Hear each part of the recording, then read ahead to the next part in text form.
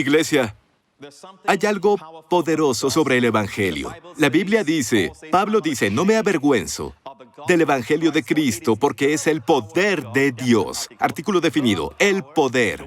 La palabra poder aquí es dunamis, que es dinamita. ¿De dónde viene la palabra dinamita? Dunamis. Es el dunamis de Dios para salvación. Ahora, salvación, sotería en griego, es muchas cosas porque significa solvencia, salud, plenitud, preservación, bienestar. Vaya, sotería. ¿Cuál es el poder de Dios? ¿Cuál es el poder de Dios? La Biblia lo dice, el Evangelio. El Evangelio es el poder de Dios. Pero el desafío que tenemos hoy en el cristianismo es que ya no escuchamos el Evangelio que Pablo predicó. Pablo predicó que no se avergüenza del Evangelio. Es obvio que habían fuerzas que intentaban avergonzar a Pablo por el Evangelio, sino porque diría, no me avergüenzo del Evangelio. Pablo fue atacado por el Evangelio y dijo, no me avergüenzo del Evangelio porque el Evangelio es el poder de Dios para su plenitud, para su sanidad mental, para su preservación. No solo es la vida eterna después de esta vida con Dios en el cielo. Es más que eso. Es preservación, es plenitud, es salud. Es el nombre Yeshua. El nombre de Jesús significa salvación. Yeshua es el hebreo para sotería. Jesús en griego. La Biblia nos dice que este Evangelio dice después, en el Evangelio, la justicia de Dios se revela, no el pecado del hombre, sino la justicia de Dios, por fe y para fe. Hoy, cuando oímos el Evangelio, se habla mucho del pecado del hombre, como su enfoque, pero el Evangelio que Pablo predicaba era uno que revelaba el regalo de la justicia. Hoy se escuchan evangelios diferentes. Hubo un tiempo, durante el tiempo de la Reforma, los reformadores Martín Lutero, durante los tiempos de Charles Spurgeon y todos los grandes reformadores, a través de los evangélicos, predicaban la justificación por la fe. Pero hoy, cuando predicas de la justificación o la justicia por fe, te perciben como si predicaras un nuevo evangelio. Y algunos dicen, el pastor Prince predica esto por gracia, que tú eres justo por gracia, por fe y todo eso, pero siempre hay un área de las obras. Y es casi como si me dieran el crédito de este evangelio, cuando yo sería el primero en espantarse si fuera el único con esta revelación. No es nuevo para el mundo. Entonces, durante el tiempo de Martín Lutero, de Pablo y la iglesia primitiva, todos sabían sobre la justicia por fe. Pero hoy, todo en el cristianismo es tan al revés, de cabeza, que cuando predicas la justicia por fe, te ven con sospecha. Con razón no hay poder. Predicamos otro evangelio, predicamos a otro Jesús. El Jesús que conocemos. Estaba leyendo el otro día. ¿Sabían que la incredulidad y el temor son pecados? ¿Cuántos lo saben? Muy bien, no es solo adulterio y los grandes pecados. La Biblia, las primeras dos categorías de personas que van al lago de fuego, ¿ya leyeron Apocalipsis? Las primeras dos categorías, la primera son los que temen. Número 2, los incrédulos. Antes que los adúlteros, los fornicarios y también quienes aman las mentiras, toda esa categoría, las primeras dos son los que temen y los incrédulos. Y aún así, mi Biblia dice que los que son salvados, la mañana de la resurrección, la Biblia nos dice que Jesús apareció en el aposento alto, donde todos los discípulos estaban reunidos, en medio de ellos. Y estaban ahí, no esperando a Jesús, estaban ahí por miedo. Se escondían por temor a los judíos. La Biblia dice que por temor a los fariseos. En Juan, capítulo 20. Ahora, el temer es pecar, pero Jesús se apareció en medio de ellos y ¿qué dijo? Paz, shalom. Y les mostró sus manos y costado. No señaló su temor. Pero me enseñaron que si tienes miedo o estás en pecado, Dios no te habla. Él no se te aparece, no camina contigo, Él no se manifiesta a ti. Eso no es consistente con lo que vemos en las Escrituras. ¿Amén? Todos los discípulos de Jesús tenían problemas cuando Él anduvo con ellos. Nunca vemos a Jesús sin pasar tiempo con ellos, dado que Mateo era un recaudador de impuestos. ¿No es interesante que Mateo, el recaudador de impuestos, escribió en su evangelio, el evangelio de Mateo, que él era un recaudador de impuestos? Y Jesús le dijo, sígueme, y dejó todo. Un recaudador de impuestos era alguien que traicionaba a su nación. Aún así, cuando Jesús invitó y llamó a Mateo a ser su discípulo, estoy seguro de que Pedro, quien tenía que pagarle impuestos a Mateo, no fue feliz. De ahí vino la historia del hijo pródigo, el hermano mayor, el hermano menor. Y había todo tipo de conflictos entre ellos. ¿Quién sería el mayor? Y Jesús no se apartó de ellos. Lo que intento decirles es que Jesús vino a estar contigo para siempre. Y si tienes desafíos en tu vida, Él los superará contigo. Él va a estar ahí, no te dejará ni te desamparará. Recuerdo que hace años, cuando estaba muy ansioso por aprender a oír la voz de Dios, me impresionaba quién enseñaba a oír la voz de Dios. 7 pasos para oír la voz de Dios, ¿saben? Y leí todos los libros. Escuché todos los mensajes sobre el tema. Algunos son 7 pasos, otros son 8 pasos, otros son 3 pasos. Quiero oír la voz de Dios. ¿Cuántos quieren oír a Dios? Pero lo impresionante es que un día leí la Biblia. Y la Biblia dice que Caín mató a Abel. Y luego Dios le habló a Caín. Caín. Caín dijo, dime Dios. Él oyó la voz de Dios. ¿Dónde está Abel, tu hermano? Platicaban. Dios nunca, si se fijan, retiró su voz o su compañerismo o comunión de Caín. De hecho, le dijo a Caín esto. Y lo encuentran en la Biblia hebrea. Su Biblia dice que le dijo a Caín, oye, si haces bien, ¿no serás aceptado? Lo que hizo su hermano fue que creyó que su desempeño, sus propios esfuerzos, no lo justificaban ante Dios. Trajo un cordero. El cordero es una imagen del sacrificio de Jesús. La sangre fue derramada. La sangre del cordero fue derramada. ¿Amén? Pero Caín trajo una ofrenda de ensalada. El producto de la tierra, su propio esfuerzo. Había un sacrificio sin sangre. Y Dios rechazó a Caín. No porque no fuera un adorador, sino porque creyó en su propio esfuerzo. Ambos adoraron. El primer asesinato fue por religión, formas. Lo mismo es verdad hoy. La Biblia dice, hay de aquellos que siguen el camino de Caín. Las personas que dirigen su enfoque a su propio desempeño, sus propias acciones, sus obras, se fueron por el camino de Caín. Y quienes se enfocan en esto, casi quieren matar con su actitud a los que creen por gracia. Todo es por gracia. Y luego se quejan. ¿Cómo es esa la bendición de Dios? Yo llevé la carga al calor del sol. Y ese joven mocoso llegó y ahora tiene ese lugar, esa posición. ¿Cómo, Dios? ¿Por qué, Dios? Y no entendemos que todo es por gracia. Verán, el Evangelio no se reveló en el Antiguo Testamento, estaba oculto. Lean aquí, en Romanos 16. Pablo termina el libro de Romanos así. Y al que puede confirmarlos según mi Evangelio, él lo llama mi Evangelio porque Dios se lo reveló a Pablo. Y la predicación de Jesucristo, cada Evangelio real hará que Jesús sea el centro. Según la revelación del misterio que se ha mantenido oculto desde que el mundo comenzó. Es decir, este evangelio se mantuvo en secreto en el Antiguo Testamento. De hecho, no solo en el Antiguo Testamento, antes de que el mundo comenzara. La palabra mundo aquí en griego es cronos, tiempo, como decimos cronología. ¿Cierto? Pero ahora, di ahora. Ahora ha sido manifestado. El evangelio ahora se manifestó. Amén. No es algo nuevo con Joseph Prince. Joseph Prince solo lo redescubrió. Y saben, hay mucho más que descubrir. Me preocuparía que llegara a mí algo fresco y que nadie más lo hubiera visto.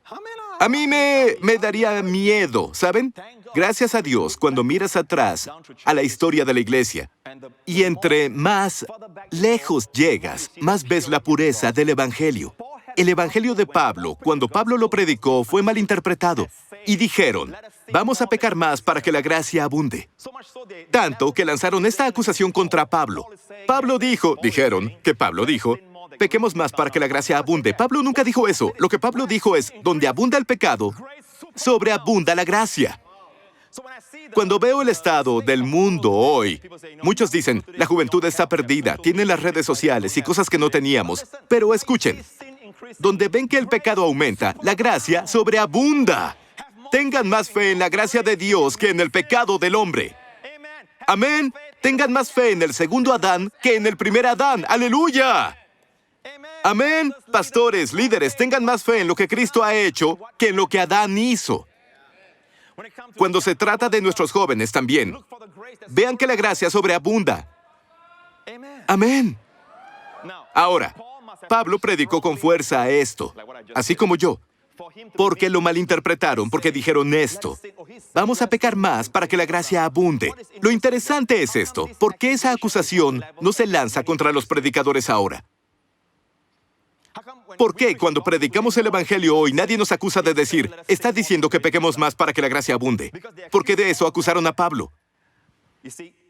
Martin Lloyd-Jones, el gran teólogo, dice que nadie nos está acusando de lo que acusaron a Pablo porque no estamos predicando el mismo Evangelio que Pablo. Es mi Evangelio, dijo Pablo, y se mantuvo en secreto. Pero hoy se hace manifiesto y por las escrituras proféticas se ha dado a conocer a toda la gente según el mandamiento del Dios eterno. Dios mandó que este Evangelio se revelara y manifestara a toda nación. Amén. Es un mandamiento de Dios que este Evangelio que se mantuvo en secreto desde el inicio del tiempo, ahora se manifestara y se diera a conocer a toda nación. Y vean el resultado para que obedezcan a la fe. ¿Qué es obedecer la fe? Muchos dicen cosas como, los que predican la gracia no predican la obediencia. Escuchen. En el Antiguo Testamento, bajo la ley, la obediencia es la raíz de todas las bendiciones. Bajo la gracia, Dios nos bendice primero y la obediencia es el fruto. En el Antiguo, tenías que obedecer antes de que Dios te bendijera. Pero bajo la gracia, Dios te bendice primero y luego el fruto es la obediencia. Cuando Jesús vino, estaba lleno de gracia. Él no categorizó a las personas, ¿verdad?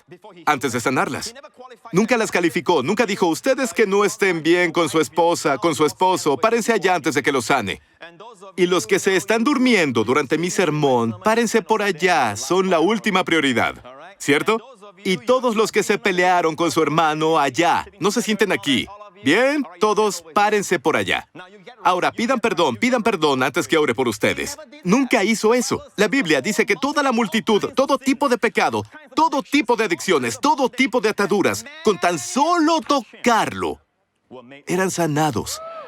Porque su gracia es más grande que el pecado. Y alguien dirá, el pecado detuvo un avivamiento. Si el pecado pudiera detener un avivamiento, el avivamiento no comenzaría. Porque un avivamiento comienza donde hay mucho pecado. No, se detuvo porque el hombre trajo de regreso las leyes. El hombre regresó los mandamientos y mató el movimiento del Espíritu. Iglesia, estoy aquí para anunciarles las buenas noticias.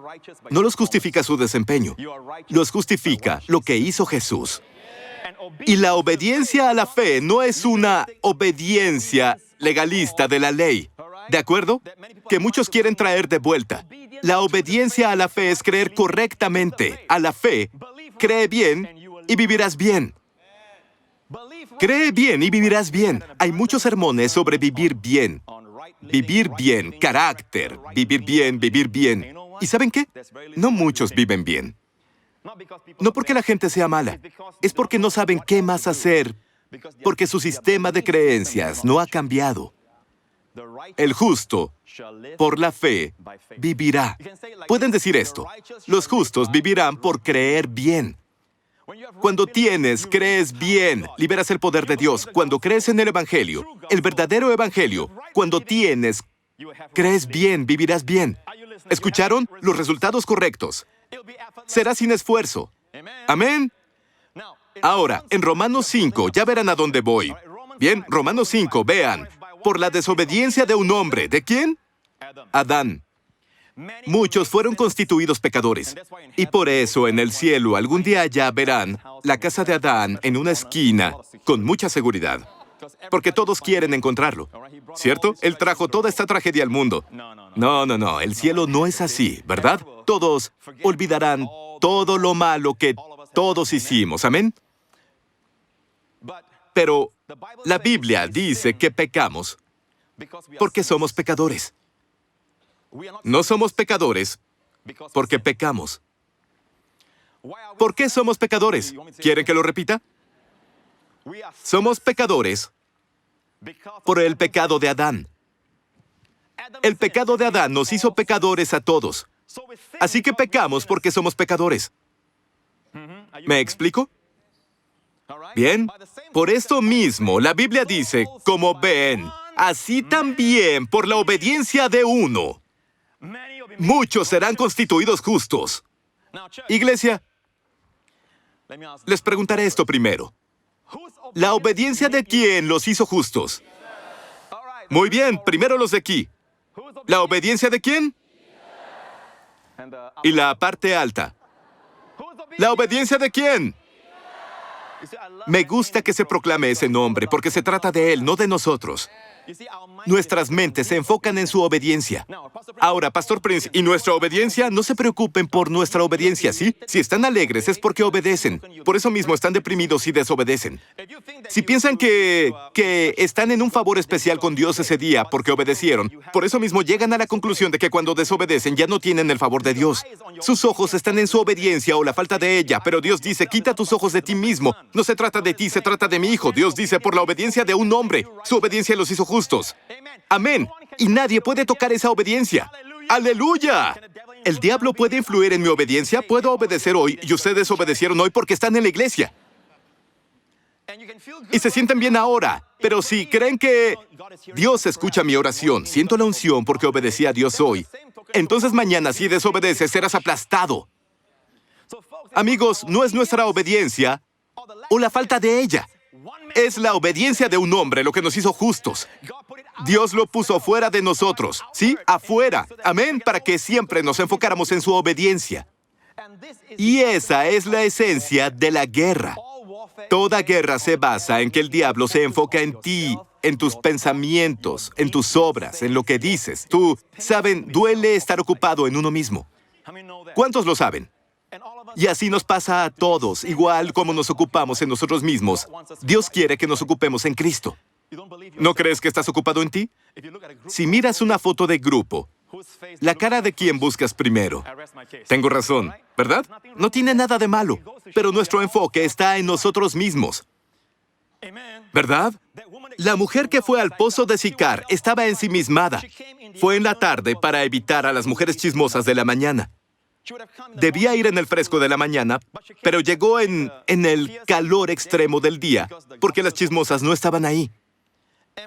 Y cuando vio a Jesús, para resumir la historia, me encanta cómo le dijo Jesús, si supieras el don de Dios, el don ahí, Dorea, es la persona. Si supieras el don de Dios y quién está hablando contigo, le pedirías a Él, porque Jesús le acababa de pedir un vaso con agua, y dijo, si supieras quién te lo pide, tú se lo pedirías a Él. No pensarías en darme a mí, pensarías en que yo te diera a ti, si conocieras el don de Dios. Saben, Él tuvo tacto, fue gentil con la forma en que le reveló su pecado, porque debía ver su pecado antes de que viera su amor. Porque mientras que queramos esconder nuestro pecado, aun si alguien nos ama, no sentiremos amor, porque sabemos que no saben de ese secreto en mi vida. Pero cuando está expuesto y la persona aún te ama, eres amado. Jesús tenía que ayudarla a sentirse amada. Y la forma en que lo hizo fue diciendo, has tenido 5 esposos y el que vive contigo no es tu esposo. Y ella dijo, vaya, estaba hablando conmigo y sabía eso, y aún ¿me ama? De hecho, la enseñanza más grande de adoración, y los teólogos les dirán que el pasaje más grande de adoración en toda la Biblia está en Juan 4, en el pozo de Sicar. ¿Y a quién le reveló Jesús esa enseñanza de adoración? No en el capítulo 3, el capítulo anterior, a Nicodemo, el líder religioso, sino a una mujer caída. Le reveló la enseñanza de adoración. ¡Aleluya! A Nicodemo nunca le dijo, soy el Mesías, pero a la mujer, a ella, dijo, cuando el Mesías venga, nos enseñará todas las cosas. Jesús dijo, el que habla contigo, ese soy yo. Se reveló como el Mesías. Con razón, la Biblia dice que ella dejó el balde de agua, corrió a su pueblo y ya no estaba ocupada en ella misma. Dijo, vengan a ver al hombre que me dijo todo sobre mí misma. ¡Qué transformación! En un momento con Jesús, ella salió de sí misma. Amén. Los discípulos fueron a ver a Jesús y ellos llevaron comida, McDonald's. Y luego dijeron, Señor, te trajimos comida. Jesús dijo, tengo comida que ustedes no conocen. Vaya. Lo dejaron cansado en el pozo, en lo natural, en el sentido físico como hombre. Él estaba cansado. Viajó mucho para salvar a esa mujer. Y ellos fueron a conseguir comida. Cuando volvieron, vieron que estaba vigorizado, refrescado. ¿Por qué? Porque un pecador había ido a tomar de él. Verán, para nosotros, si tú tomas de mí, entre más tomes de mí, más desgastado estaré. Pero con el Señor, entre más tomamos de Él, es como si se fortaleciera. Ese es nuestro Jesús. Amén. Tengo comida que no conocen. ¡Aleluya! Segunda de Corintios 10 dice que la esencia de la guerra es, porque las armas de nuestra milicia no son carnales, no son tangibles, no son materiales, sino poderosas en Dios para la destrucción de fortalezas. Y esas fortalezas no están en el cielo, en alguna parte celestial, más bien están en nuestras mentes. El siguiente versículo, derribando argumentos y toda altivez que se levanta contra el conocimiento de Dios y llevando cautivo todo pensamiento a la obediencia a Cristo. Es decir, ¿cuál es la obediencia a Cristo? Por la obediencia de un hombre, todos fuimos hechos justos. La esencia de la guerra es esta. El diablo quiere alejar tu mente de la obediencia de ese hombre y poner tu mente en tu obediencia, o la falta de ella. Esa es la guerra, y deben derribar todos esos argumentos, derribar toda fortaleza, que muchas son religiosas, y decir, no, no, no es mi obediencia. Lleven los pensamientos cautivos a la obediencia a Cristo. Es su obediencia. A la obediencia de Cristo no hay forma de que puedas hacer que tus pensamientos obedezcan. Pero puedes llevar tus pensamientos a su obediencia. El diablo viene a ti y dice, antes de que puedas recibir sanidad para tu cuerpo, antes de participar de la comunión, ¿has obedecido? ¿Has obedecido? Incluso cuando obedeciste, ¿obedeciste lo suficiente? Nunca es suficiente. Mientras el enfoque esté en ti, nunca es suficiente. Pero si dices, diablo, por cierto, la porción en la Santa Comunión donde dice en 1 Corintios 11, que dice, quien coma indignamente, sin discernir el cuerpo del Señor, no se refiere a la persona, se refiere a la acción. No dice que si eres indigno, no puedes participar. Oigan, la verdad es que todos somos indignos. El cuerpo de Jesús se ofreció por personas indignas. Dice que cuando participas, no lo hagas indignamente, olvidando que el pan se partió para que tengas sanidad. Si ves que su cuerpo fue quebrado para que tu cuerpo fuera sanado, estás participando dignamente de lo que Él hizo. ¿Puedo oír un buen amén, iglesia? Muy bien, siempre vuelve a su obediencia. Lo que Él hizo, no lo que tú hiciste, no lo que estás haciendo o lo que fallaste en hacer. El diablo quiere que te enfoques en ti. Y tiene esto, lo llamo... El diablo es muy sutil. Él viene y no trae ropa interior roja, lo saben, ¿cierto? Ese es Superman. El de ropa interior roja es otro tipo. El diablo viene de forma sutil, con juegos mentales. Viene a tu mente y pone el pronombre personal en tu mente. No dice, bueno, eres un perdedor. Él dice, soy un perdedor. Lo pone en tu mente. Y piensas, soy un perdedor. Siempre me toca la mala racha. No sirvo. No hay esperanza. No tengo suerte. Sé que no decimos esa palabra en la iglesia, pero muchas personas afuera sí. ¿Cierto? Aún muchos en la iglesia. Estoy maldito. Soy un adicto. Soy un pervertido. Él no dice tú eres, dice yo. Muchas veces el diablo pone ideas así en ti. Él usa el pronombre personal yo y luego te ve y te toca en la cabeza y te dices cristiano. Pero iglesia, no reciban eso como pensamientos suyos. A veces escuchan blasfemias, incluso durante la alabanza y adoración. No levanten la mano. Escuchan blasfemias y pensamientos blasfemos que llegan a su mente. No tomen la responsabilidad por eso. Sigan adorando. Muchos, cuando esos pensamientos llegan a su mente, bajan las manos. El diablo les ganó. No quería que adoraras y puso pensamientos en tu mente. Ahora puede venir del diablo. Muchas veces así es. O puede venir de tu carne. Tu carne fue crucificada. Está muerta. Sí, pero aún se escucha a la carne, como una campana que suena en una iglesia, por ejemplo. Suena como, ¿qué? ¿50 veces? Pero cuando para, aún se oye un zumbido. La carne fue crucificada, pero el estilo de vida sigue ahí. Él pone malos pensamientos, groserías, blasfemias a tu mente. O el diablo puso esos pensamientos en tu mente, y si los aceptas, vas a caer en una espiral hacia abajo. ¿Cómo pude pensar eso? Tus manos bajan. Dios, perdóname. Dios, perdóname. Luego levantas las manos y viene otro. No me agrada Joseph Prince. ¿Cierto? Cuando tengas malos pensamientos, recuerda esto. No son tus pensamientos. Es como alguien hablando groserías en tu presencia. Las escuchas, pero no eres responsable por eso. Si alguien dice malas palabras en tu presencia, no es tu responsabilidad, pero las oyes. Las oyes. La más grande resistencia a Satanás es ignorarlo. Ni siquiera reprenderlo. Hay un tiempo para reprenderlo, entiendo, pero la cosa es que la forma más alta de resistencia, porque el diablo es un diablo orgulloso. Así cayó Lucifer. Quiere atención. Hace muchos años aprendí, cuando luchaba con malos pensamientos como un cristiano nuevo. Me dijo un cristiano bien intencionado, maduro: reprende esos pensamientos, reprende al diablo. Y todo el día me despertaba: lo reprendo en el nombre de Jesús, lo reprendo en el nombre de Jesús. Mis amigos se quisieron alejar de mí. Cuando caminaba por Orchard Road, decía: en el nombre de Jesús reprendo ese pensamiento. Y las personas se alejaban. ¿Qué testimonio para Jesús? Te reprendo, Satanás. Y no solo eso. Recuerdo esos días de la iglesia, antes de la alabanza. El líder de adoración reprendía a Satanás. Satanás, te ato, te reprendo en el nombre de Jesús. Antes de la alabanza.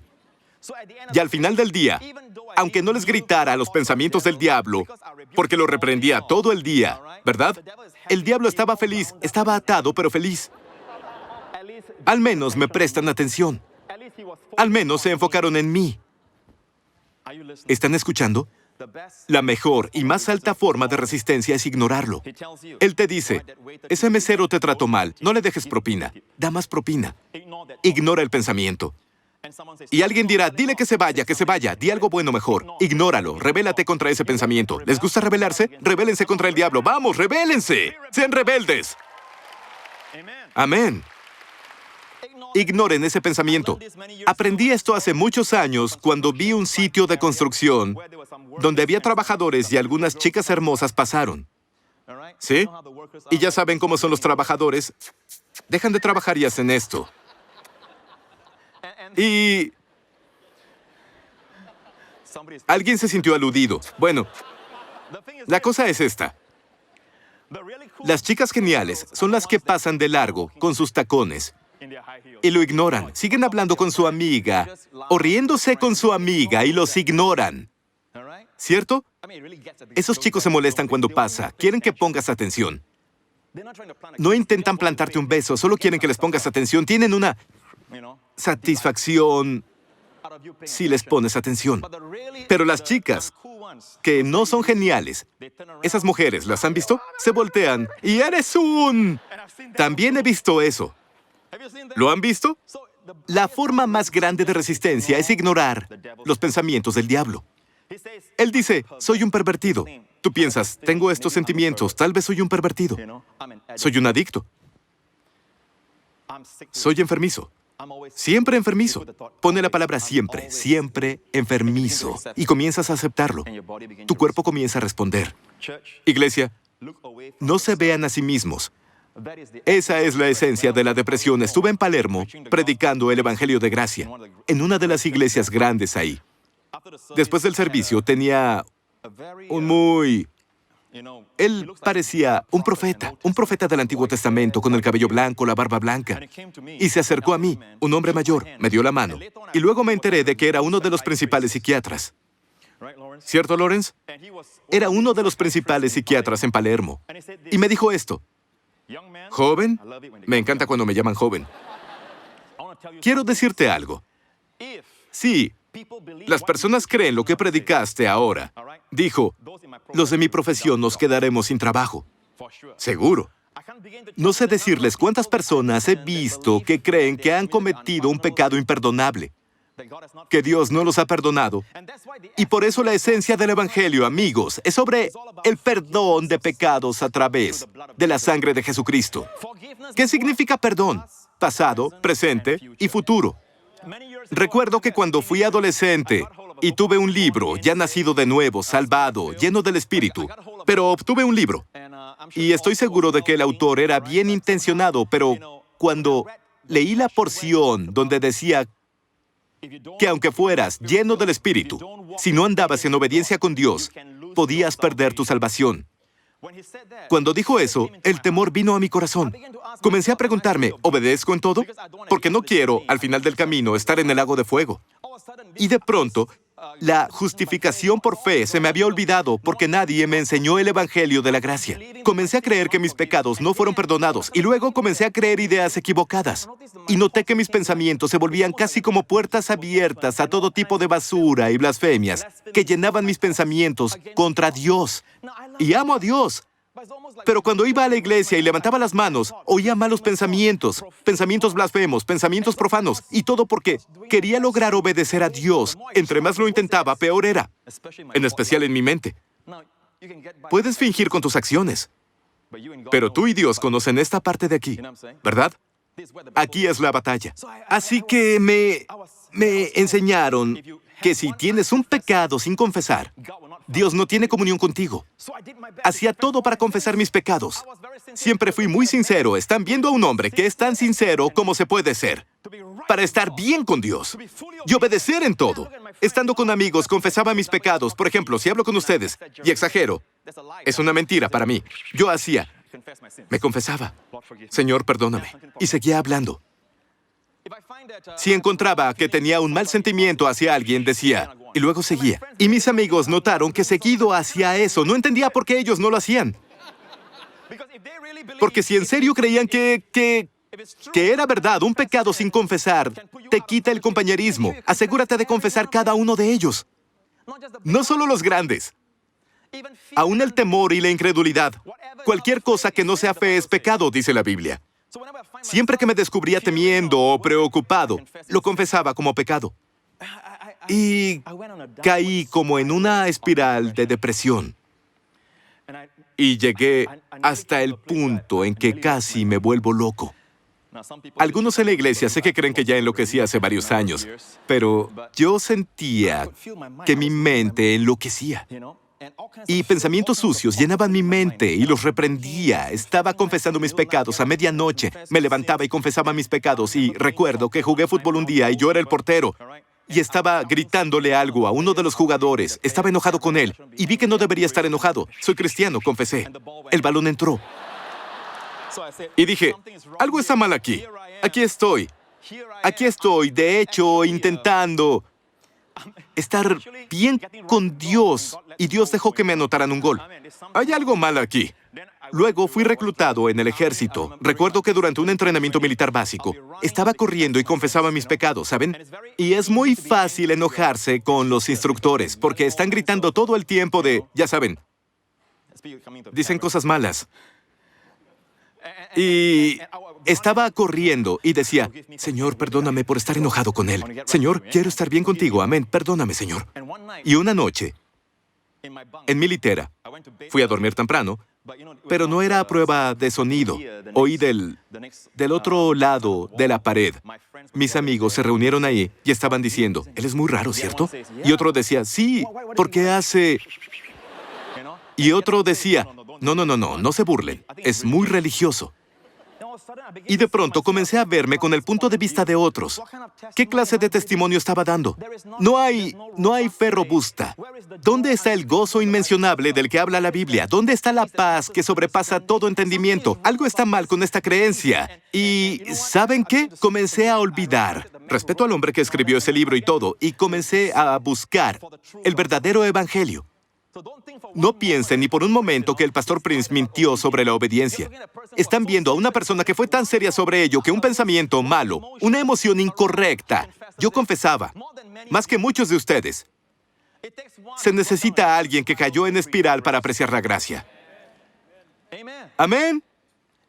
Y cuando Dios me reveló el Evangelio de gracia, no es tu obediencia, hijo, es la obediencia de mi hijo. Fue como... Pero la batalla no había terminado. El diablo seguía diciendo, sí, pero no has hecho esto, ni hecho aquello. Y tenía que señalarle al diablo, sí, pero míralo a él. Mira a Jesús. Amén. Escuchen, el diablo quiere su mente. Hace años, cuando la iglesia era pequeña, recuerdo el primer caso de posesión demoníaca que enfrentamos, una posesión demoníaca real. El pastor Henry estaba conmigo y estábamos orando por una mujer y pensé que tenía problemas con el temor y la preocupación. Le impuse manos y mencioné el nombre de Jesús.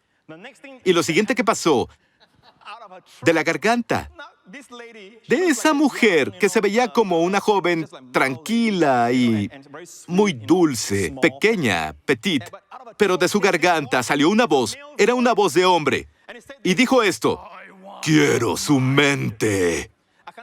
No puedo hacerlo, ¿saben? Porque Dios me salvó. Pero fue algo así. Quiero su mente. Le dije al pastor Henry, tú encárgate de eso, yo voy a orar. Así que fui a hacer eso. Fui al cuarto de un lado, me arrodillé y dije, Dios, ayuda, úngeme. Después de un rato, el pastor Henry entró, dijo, vine a acompañarte a orar. Después nos dimos cuenta de que nadie estaba con ella en el cuarto de al lado. Y dije, vamos a orar, vamos a pedirle a Dios esta unción. En esos días sentías que necesitabas más unción. Señor, úngenos más fuerte, Señor. Ambos volvimos al cuarto y comenzamos a echar el demonio en el nombre de Jesús. Y recuerdo esto tan claro como el agua. Y el pastor Henry lo recuerda también. En el momento en que el demonio salió, ¿sí? Todo el cuarto apestó, como si hubiéramos pasado por un basurero. El mismo olor, todo el cuarto olía así. Era como... quería salir, fue horrible, casi vomité. Pero el demonio salió. Igualmente, la Biblia dice que en Dios somos una dulce fragancia de Cristo. Amén. De cada pensamiento, cada palabra, cada acción de nuestro Señor Jesucristo, brota la fragancia a Dios. Y la Biblia dice que todos en Cristo somos fragantes para Dios. Muchos años después descubrí el Evangelio de gracia. Ya estaba predicando. Bien, de hecho, fue hace varios años. Esto pasó. Estaba pidiéndole al Señor, Señor, ¿hay personas como yo por ahí? Conozco a personas y oigo testimonios, pero los ministros, hay ministros cuyas mentes están llenas de blasfemias y malos pensamientos, como yo tenía cuando no creía en el Evangelio. Y le pregunté a Dios, ¿hay alguien así? Luego Dios me llevó a cierto libro. Esto fue mucho después de que ya predicaba el Evangelio de gracia. Solo quería saber si estaba en buena compañía. Quería ver si había un ministro de los viejos tiempos, alguien que todos reconocieran. ¿Y saben qué hizo Dios? Me llevó a un hombre llamado John Bunyan. Y John Bunyan es famoso por El progreso del peregrino. Bien, que fue llamado el libro mejor vendido en la historia, además de la Biblia. ¿Sí? Ahora, El progreso del peregrino, leí el libro, he visto la película, pero Dios llevó a mis manos un libro llamado Gracia abundante para el mayor de los pecadores. Es una autobiografía de John Bunyan. Él comparte su historia ahí. Y al leerlo, cielos, su experiencia fue casi como la mía. John Bunyan dice, quiero leerles una porción del libro.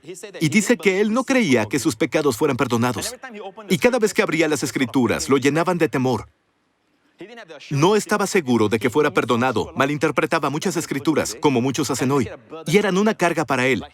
Como Hebreos 6, por ejemplo, que es algo que expliqué hace tiempo. No hay tiempo ahora. Leía Hebreos 6 y sentía que había perdido su salvación. Cuando esto pasó, John Bunyan dijo así, toda mi comodidad me fue quitada. La oscuridad se apoderó de mí. Después me inundé de blasfemias, tanto contra Dios, Cristo y las Escrituras. Se derramó sobre mi espíritu y tuve gran confusión y asombro. Seguido descubría a mi mente de pronto maldiciendo y blasfemando, y hablando algo malvado contra Dios o Cristo, su Hijo, y las Escrituras. Cuando leí eso, dije, Bunyan, pasaste por lo mismo que yo. Estaba sorprendido de que alguien que era famoso, John Bunyan, que escribió El progreso del peregrino, compartiera en su autobiografía que pasó por lo mismo que yo. Y por cierto, su victoria fue esta. Dijo que un día estaba caminando en el campo de Inglaterra. Caminaba por los campos y había un cielo hermoso y sintió la presencia de Dios. Y escuchó al Espíritu Santo dentro de él decir estas palabras, y fue una bendición en su espíritu. Estas fueron las palabras: tu justicia está en el cielo. Ahora, igual que él, sentía que si mi justicia estaba basada en mis obras, puedo perderla. Si mi rectitud no es un regalo, sino que se basa en mis obras, puedo perderla. Hoy soy obediente, hoy están en la iglesia, pero mañana podrían ser desobedientes. ¿Ven? No hay seguridad de la presencia y ayuda de Dios porque están viendo sus propias obras. Pero ahora el Espíritu Santo le dice a John Bunyan, tu justicia está en el cielo. Así lo dijo en su libro, y dijo que ese día fue como si el cielo bajara y llenara de gloria su alma. Fue tan hermoso que dijo, no puedo deshacer mi justicia, es una persona y él está en el cielo. A menos que el diablo pueda ir al cielo, ¿sí? Y quitar a Jesús de su lugar y su trono, su asiento a la diestra del Padre. Y el diablo no puede hacer eso. No puede entrar a ese lugar, aunque dirán, Pastor Prince, en el Antiguo Testamento, él fue delante de Dios. Bueno, Jesús volvió al cielo. La Biblia dice que él limpió el tabernáculo del cielo. Y el Señor me habló hace tiempo de que ese lugar era de Adán. Pero Adán cometió alta traición y le dio su lugar a Satanás en el Antiguo Testamento. Así que antes Satanás podía ir y acusar a las personas, como Job. Pero Satanás ya no tiene un lugar en el cielo. En Apocalipsis no hay más lugar para él en el cielo. ¿Por qué? La sangre de Jesús limpió el lugar. Redimió ese lugar. Eso significa que la sangre de Jesús limpió el tabernáculo. ¿Qué hay en el cielo que limpiar? Le pregunté a Dios hace muchos años. Le hacía preguntas así. ¿Saben? No sé por qué nadie más le hacía preguntas así. Yo sé que estoy predicando respuestas a las preguntas de la gente. Hoy. Le pregunté a Dios, ¿qué hay en el cielo que se limpie con la sangre de Jesús? Porque leí en Hebreos que Él fue al cielo y limpió. Fue al tabernáculo más perfecto que el de aquí y lo limpió para mejores sacrificios con su sangre. Pero dije, ¿qué hay en el cielo que limpiar? Y el Señor me mostró que había un lugar que antes pertenecía a Adán. Adán cometió alta traición y Satanás tomó el lugar. Y lo usaba para acusar al pueblo de Dios, mientras Jesús salpicaba 7 veces su sangre ahí. Él ya no puede entrar ahí. Dije que Él ya no puede entrar ahí.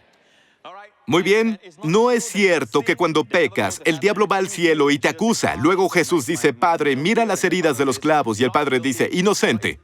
¿Saben? Cuando escuchamos esa ilustración, eso pasó de una vez por todas. La última vez. Bien, el diablo no te acusa, te acusa contigo. Te acusa con los demás. ¿Ya viste cómo te ve? Sí, te desprecia. No te respeta. ¿Ves a su esposa? ¿Viste cómo te habla ahora? Ya no te respeta cuando está bajo presión. Puedes ir con tu esposa y decir, ¿por qué usaste ese tono? Dolió. Estoy dolido. Dime por qué. Y lo más probable es que no tenga nada que ver contigo. Pero el diablo irá contigo a hacer juegos mentales. ¿Ves cómo te habló? Ella ya no te respeta. Ve a buscar otro modelo. El diablo lanzó pensamientos en tu mente y te pegó en la cabeza. ¿Cómo puedes pensar eso? ¿Y te llamas cristiano? ¿Cuántos me entienden? La batalla está en tu mente. No es por nada que Jesús fue crucificado en un lugar que llamaban la calavera. Todo comienza aquí. Ahora, iglesia, tenemos que voltear. Para cerrar, quiero que vean algo poderoso que quiero que guarden en su corazón. Cambiará su vida. ¿Sí? La Biblia dice en 1 de Juan, capítulo 4, verso 17, en esto se ha perfeccionado el amor en nosotros, para que tengamos confianza en el día del juicio, pues, vamos a decirlo, como Él es, así somos en este mundo. De nuevo, como Él es, Así somos. ¿Dónde? En este mundo. Amén. Ahora, como es Jesús, si hubiera dicho, como Jesús fue, así somos, hubiera sido bueno. Como Jesús fue, sanando a los enfermos, limpiando a los leprosos cerca del lago de Galilea. Él era poderoso, Él era santo, Él era justo, Él era hermoso. Sería suficiente. Pero no, como Él es ahora, coronado de gloria y honor, a la diestra del Padre, sobre todo principado y potestad, poder y dominio, y todo nombre que sea nombrado. Ese Jesús de ahora, la diestra del Padre, como Él es, así somos en este mundo. Amén. ¿Está bajo el favor radiante de Dios? Nosotros también. Él es justo, nosotros también. Y un paso más, digamos que Él está sano, aún ahora. Nosotros también, verán, iglesia. No nos transformamos al luchar, nos transformamos al contemplar. Entre más contemplamos la gloria del Señor, la Biblia dice que el Espíritu Santo nos transforma en la misma imagen. Mi primer mensaje sobre cómo Él es, así somos en este mundo. Ese domingo en particular, una mujer compartió un testimonio. Ella fue a hacerse una mamografía y los doctores encontraron tumores en su pecho. ¿Sí? Dijo que los doctores le dijeron que volviera en la tarde para otra prueba. Ella tenía una imagen del tumor y un papel médico que me mostró después. Ella escribió en ese papel médico, como Jesús es, así soy en este mundo. ¿Jesús tiene tumores? Así escribió, lo vi. Esa tarde, ella hizo una oración, Señor, como eres, y tú no tienes tumores, así soy en este mundo. Es todo lo que dijo, ¿bien? Y volvió en la tarde, y los doctores no encontraron ningún tumor en su pecho. En la mañana lo tenía, en la noche ya no. Ahora, escuchen, no tomen mi tiempo, escuchen. Escuchen con atención, ¿sí? ¿Fue por su esfuerzo? ¿Intentó quitarse el tumor sola? No, contempló la gloria. Como Él es, así somos, en este mundo. ¿Están conmigo, iglesia? La forma de tener más gracia en nuestra vida no es hacer más. Segunda de Pedro dice, amor. Segunda de Pedro, gracia y paz les sean multiplicadas en el conocimiento de Dios y de nuestro Señor Jesús. Entre más se revela Jesús, entre más sabemos de Jesús, la gracia y la paz se multiplican. Y paz ahí es eirene en griego, shalom en hebreo. Lo que no solo es paz mental, es salud, es plenitud también, perfecto bienestar. Amén. Para multiplicar la gracia, ¿cuántos quieren más favor en su vida? ¿Cuántos quieren paz, bienestar, plenitud en su vida, multiplicados? Multiplicado en el conocimiento de Dios y de nuestro Señor Jesús. No es por hacer más, es por ver a Jesús más. Cada pastor, cada ministro del Evangelio tiene la responsabilidad de revelar a Jesús desde el púlpito. El púlpito no es un lugar para decirles a las personas que son malas. Eso ya lo saben. Sus esposas ya se los dijeron. El púlpito es un lugar para mostrar lo glorioso que es Jesús. Y entre más admiren la gloria y el amor y la perfección y la excelencia de nuestro Señor Jesucristo, el Espíritu Santo los transformará de gloria en gloria a la misma imagen. Cuando Pedro vio a Jesús, Pedro se volvió como era Jesús. Estuvo por encima de la tormenta sobre las olas, y Pedro pudo caminar en el agua como Jesús. Pero en el momento en que el diablo comenzó a distraer su mente y vio a otro lado, vio los vientos fuertes y la tormenta, él quitó los ojos de Jesús, se volvió natural. Estaba sujeto a las fuerzas naturales. Pero mientras sus ojos estuvieron en Jesús, si tienes un problema en tu cuerpo ahora, lo único que puedes hacer es mirar a Jesús. Así fueron sanados los que fueron mordidos por serpientes. Dejaron de mirar su dolor. Aunque sea difícil dejar de ver tu dolor y mirar a Jesús, hazlo. Y el Espíritu Santo quitará el dolor. Porque cuando miras a Jesús, el Espíritu Santo entra en acción. ¿Están conmigo? Como Él es, así somos en este mundo. Volvemos a eso, como Él es. Díganlo. Así somos. El diablo siempre te señala tus pensamientos, tus pensamientos, tus pensamientos. Iglesia, la mejor ilustración para esto es el sumo sacerdote de Israel. Se enseña muy poco del sumo sacerdote ahora en el cuerpo de Cristo. Quiero cerrar con el sumo sacerdote. Cuando el sumo sacerdote anda, también la nación de Israel anda. Amén. Cuando el sumo sacerdote entra al lugar santísimo, recuerden esto, el sumo sacerdote no está ahí para beneficio de Dios, está ahí para beneficio del pueblo. Es designado por Dios en las cosas pertenecientes a Dios, pero para el pueblo, a favor del pueblo. El sumo sacerdote representa al pueblo. Él entra al lugar santísimo, ¿cierto? Y si puede salir vivo, significa que Dios lo aceptó y a su ofrenda. Aceptó la sangre. ¿Sí?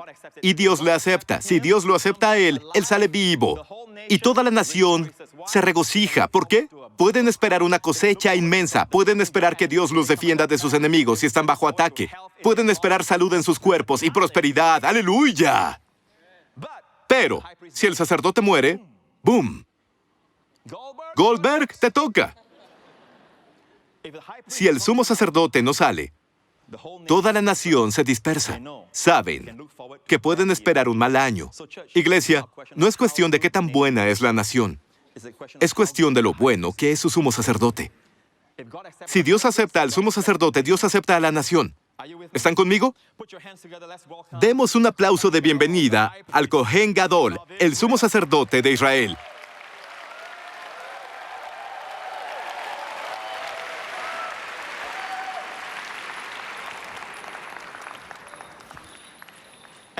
Y se ve judío, ¿cierto? Simolek, mi hermano israelita, sabe que el sumo sacerdote es Cohen Gadol, ¿cierto? Sacerdote grande. Sumo sacerdote, Cohen Gadol. Todo lo que ven es externo. Viene de Éxodo 28. Todo está ahí en Éxodo 28.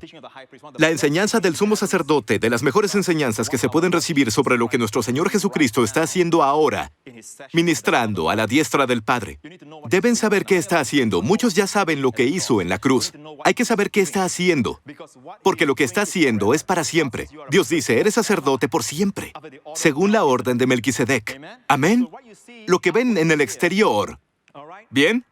No refleja a Jesús en el sentido de que Él no usa todas esas cosas en el cielo ahora.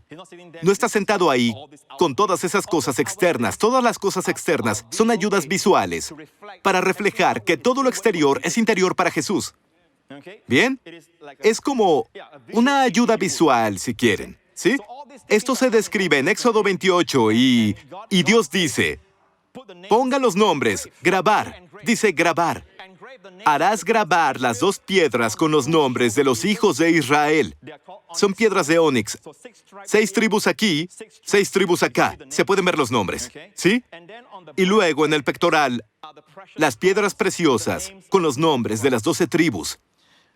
Ahora, el hombro en la Biblia representa la fuerza. Cuando el pastor iba a buscar a la oveja perdida, Jesús dice, encontró a la oveja, y Él es el buen pastor. Dejará a las 99 para encontrarte a ti. Dejará a todos para encontrarte. Y por eso estás viendo esta transmisión, no es casualidad, ¿cierto? Él encontrará a esa una. La una es importante. Y cuando encontró a la oveja perdida, la Biblia dice que tomó a la oveja y la puso en sus hombros. Nota que no tienes que cargarte solo. Tienes que descansar en sus hombros fuertes. Y Jesús dice, así, hay gozo en el cielo por un pecador que se arrepiente. Leí eso hace varios años y dije, ¿dónde está el arrepentimiento de parte de la oveja? La oveja estaba perdida. El pastor dejó a las 99. El pastor se fue. El pastor buscó. El pastor encontró. El pastor tomó. El pastor puso. El pastor la trajo de vuelta. El pastor dijo, regocíjense conmigo. ¿Qué hizo la oveja? Solo descansó. Y él dice, hay gozo en el cielo por un pecador que se arrepiente. ¿Y la oveja? ¿Cómo se arrepintió la oveja? Tenemos ideas locas sobre el arrepentimiento. El arrepentimiento es estar de acuerdo en ser amado, de acuerdo en ser salvado, de acuerdo en que te carguen, de acuerdo en dejarlo usar su poder y su amor en ti. ¡Vamos, iglesia! Ahora, eso es el hombro, pero los nombres de Israel están grabados en el corazón. Digan corazón.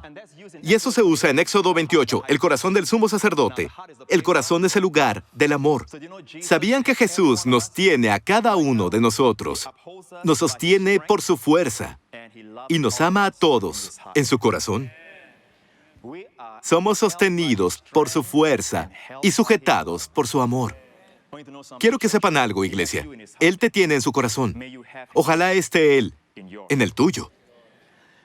Otra cosa es, en el corazón, los nombres están grabados en piedras preciosas. Por cierto, digan grabado. Si se fijan, no pueden ser borrados. Están grabados para que nunca nadie pueda borrar tu nombre. ¿Me están escuchando? Pastor Prince, ¿cómo explica que en Apocalipsis dice, no borraré su nombre? Eso es lo que dice, no borraré su nombre. ¿Qué significa eso? Dios, cuando Jesús murió y derramó su sangre, el nombre de todos estaba ahí. Pero, si al final de tu vida rechazas la provisión de Dios, rechazas a Jesucristo, Dios borra tu nombre. No es que cuando aceptas a Jesús, Dios comienza a escribir tu nombre. Dios se adelantó. En lo que concierne a Dios, Él piensa lo mejor. De todos. Y Jesús murió por todos. El nombre de todos está en el libro de la vida. Pero si al final de tu vida rechazas a Jesucristo, hablo de las personas en el mundo. Si tú aceptas a Jesucristo una vez, eres salvado para siempre. Si lo recibiste, estás salvado. Y eres salvado para siempre. Digo de las personas del mundo. Las personas del mundo, sus nombres están ahí también. Pero si llegan al final de su vida y se niegan a aceptar a Jesucristo, entonces sus nombres son borrados. ¿Están escuchando? Pero Dios nunca borrará el nombre de sus hijos. Jesús dice, mis ovejas oyen mi voz y les doy vida eterna. Vida eterna no es hasta tu próximo pecado. La vida eterna es eterna. Está grabado, sí, está grabado. ¿Y por qué son piedras preciosas? ¿Por qué son piedras preciosas? Porque Dios quiere que sepan que cada uno de ustedes son únicos en belleza y la forma en que Él los aprecia. Nos ama a todos por igual, pero nos ve a todos en nuestras diferentes bellezas. Como los nombres que están inscritos en rubíes, en zafiros, en amatistas, en esmeraldas. Es lo mismo para cada uno de nosotros. Todos somos únicos y el Señor nos ama individualmente. ¿Me escucharon? No eres solo uno más. Él te ama individualmente. Algo de la luz en la que quiero enfocarme es esto. Señoras, ¿saben cuando compran joyería o una piedra preciosa, las llevan a un lugar donde ponen la joyería o el diamante en una tela de terciopelo negro? ¿No es cierto? Para que la belleza de la gema, de la piedra preciosa, se vea. ¿Sí? No solo eso, hay una luz especial, como una luz que baja, es una luz que brilla encima, y cuando la luz toca la piedra, ¿qué pasa? Irradia su refulgencia, su belleza, una miriada de rayos, y la excelencia de su belleza se puede ver cuando la luz brilla sobre la piedra preciosa. Ahora vean esto. Cuando llegan a la presencia de Dios, el diablo les dice esto. El diablo dice, cuando llegan a Dios, ¿no te sientes sucio en la presencia de Dios? Dios es santo. Dios es luz. ¿Cómo te atreves a venir a la presencia de Dios con esos pensamientos, esas intenciones, esos motivos, esas acciones que acabas de hacer? ¿Cómo te atreves a venir ante Dios? Te hace sentir sucio. Pero recuerden esto, recuerden esta enseñanza. Jesús los tiene como piedras preciosas en Él. Él te presenta al Padre. Así es como te presenta al Padre. No lo olviden, Dios es luz. ¿Qué les pasa a las piedras cuando Dios es luz? ¿Sí? Cuando las piedras están expuestas, esas piedras preciosas están expuestas a la luz. ¿Qué pasa? La luz brilla encima y refleja la gloria. Quiero que imaginen eso cada vez que vayan a la presencia de Dios. Llegan a la presencia. La luz de Dios no expone su pecado. La luz de Dios muestra lo perfectamente que la sangre de Jesús quitó su pecado. La sangre muestra el trabajo de su Hijo y lo glorioso que es. No le teman a la luz. Amén. Vayan a la luz. Muestra lo perfecta que es la obra de Jesús. Cómo la obediencia de un hombre los hizo justos. Amén. Ya cerrando, hay más que aprender. Las campanillas, las granadas y el azul. ¿Por qué azul? Hay mucho que decir de esto, pero quiero enfocarme al cerrar en la lámina de oro. ¿Ven la lámina ahí? Tiene las palabras hebreas Kodesh, que es santo, Lei Ladonai en su hebreo, pero este es el tetragramatón, Yud Hei Vav Hei. ¿De acuerdo? Kodesh Le Yahweh, santidad al Señor. Y Dios dice esto en Éxodo 28.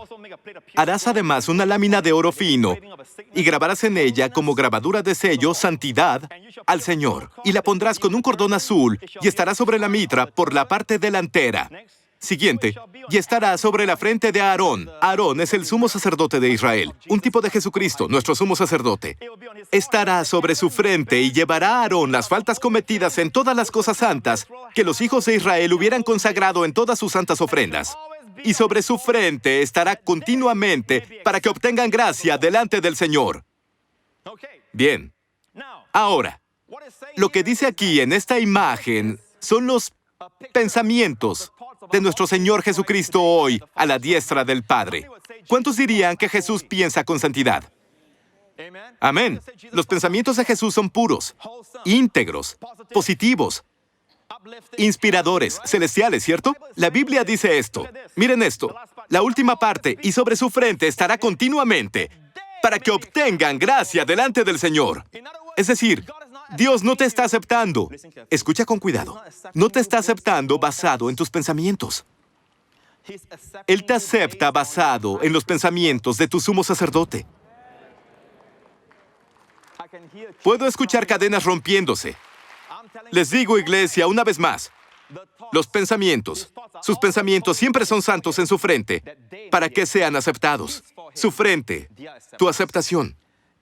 Mientras los pensamientos de Jesús sean santos, y son santos por siempre, y Él es el sumo sacerdote, ¿por cuánto? Por siempre. Mientras sus pensamientos sean santos, la Biblia dice, somos aceptados delante del Señor. Dios no te acepta por tus pensamientos. Dios no te rechaza por tus pensamientos. Dios te acepta por los pensamientos de Jesús. Como es Él, así somos en el mundo. Amén. Algunos están luchando con pensamientos de preocupación, de aflicción. Tienen miedo sobre el mañana. ¿Qué voy a comer? ¿Qué voy a beber? ¿Cómo me vestiré? ¿Quién cuidará de mi familia? ¿Y si pierdo mi trabajo? Pensamientos estresantes. Y el estrés llegó al Edén después de que Adán pecó. Y Dios le dijo a Adán, maldita es la tierra por tu culpa. Y Dios también le dijo a Adán, con el sudor de tu frente comerás. El sudor es una imagen de estrés, de esfuerzo propio. Ahora, lo que pasó en el jardín del Edén terminó en otro jardín, el Getsemaní. La película La Pasión de Cristo comienza en el jardín. Así fue. La pasión comenzó ahí. Vean esto. Vean esto. Y estando en agonía, oraba más intensamente. Era su sudor como, ¿qué? Grandes gotas de sangre que caían hasta la tierra. No olviden esto. ¿Qué le dijo Dios a Adán?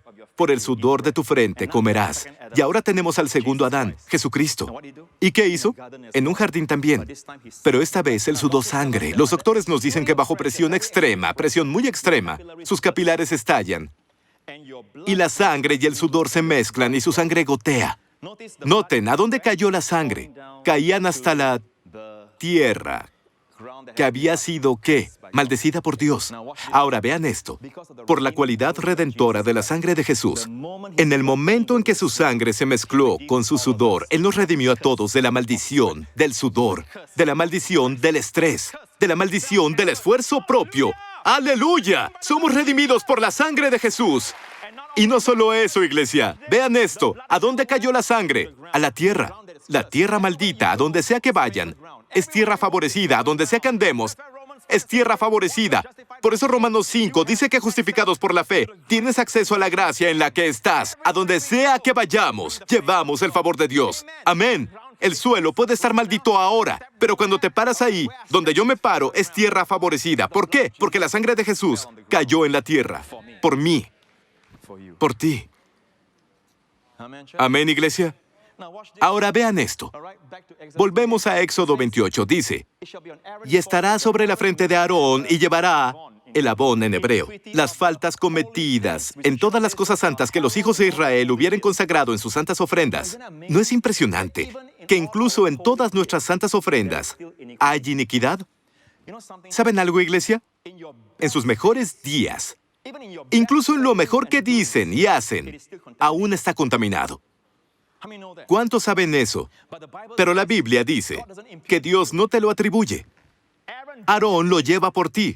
¿Quién es Aarón? El sumo sacerdote. En otras palabras, aún en los tiempos de adoración, ¿han levantado las manos y un mal pensamiento vino a su mente? Han levantado las manos y, saben, te exalto, te exalto. Luego ven a una mujer ahí, ¿por qué tiene tanto maquillaje? Te exalto. ¿Saben? Te exalto. Sé por qué ella está aquí, quiere marido. Te exalto. ¿Cierto? La conozco, es de otra iglesia. Te exalto. Son malos pensamientos. O mientras están tomando la comunión, miran aquí y dicen, ¿por qué el pastor Lawrence siempre muestra sus bíceps? Siempre es humilde así. Seamos humildes. Demos la gloria a Jesús. Porque Él murió por nosotros. Y están participando en la cena del Señor y vienen esos pensamientos. Entonces de pronto se dicen, ¿qué estoy haciendo? Oye, ¿qué estoy haciendo? ¿Por qué tengo esos pensamientos? Ahí está. Son las iniquidades de las cosas santas. Iniquidades de las cosas santas. ¿Entienden? Pero no se alegran que... Vean, el diablo viene y dice, mira tus pensamientos. ¿Y te llamas cristiano? ¿Cómo te atreves a adorar? Eres un hipócrita. Y bajas las manos. Comienzas a sentirte deprimido. No, amigo, ve a otro lado. Dios sabía todo eso. Dios dice, Aarón llevará la iniquidad de las cosas santas. Incluso las cosas santas tienen iniquidad, pero ¿sabes quién se encarga de eso? Nuestro sumo sacerdote. Ahora vean esto, iglesia. Vean esto. Cerraré con esto. Mientras sus pensamientos sean santos, Dios te atribuye eso a ti. Dios no te evalúa ni te juzga en base a tus pensamientos. Dije, Dios no te juzga ni te evalúa basado en tus pensamientos. Él te evalúa y te juzga basado en los pensamientos de Jesús. ¿Escuchaste, iglesia? Sus pensamientos son santos. Tú eres aceptado, por cierto, de la palabra aceptado. Y está en la Biblia hebrea. Es la palabra ratzón. Ratzón. Y ratzón significa favor. Favor. ¿Recuerdan el versículo en la Biblia, Salmo 5? Porque tú, Señor, bendecirás al justo como con un escudo, lo rodearás con tu favor, con un escudo. Favor ahí es ratzón. Ese versículo, como rugido de cachorro de león es la ira del rey, y su favor, como el rocío sobre la hierba, ratzón. ¿Qué hay de este? Todos conocen este, Proverbios. El que haya esposa, hallará el bien y alcanzará el favor del Señor. Favor ahí, ratzón. Es la misma palabra que se usa aquí. Y sobre su frente estará continuamente la santidad del Señor para que obtengan favor delante del Señor. ¿Saben qué? Es por lo que piensa Jesús que Dios los favorece hoy. Como si la fragancia de Jesús los rodeara y recibieran esa fragancia. Amigos, no sé ustedes, pero cuando pienso en el amor de Dios, me sobrepasa. Dios tuvo la opción de salvar a su Hijo o salvarme a mí, a nosotros. Cuando ves a su Hijo, cada área de su Hijo, ves excelencia, ves belleza, ves gloria. Cada área en que me veas, verás algo feo.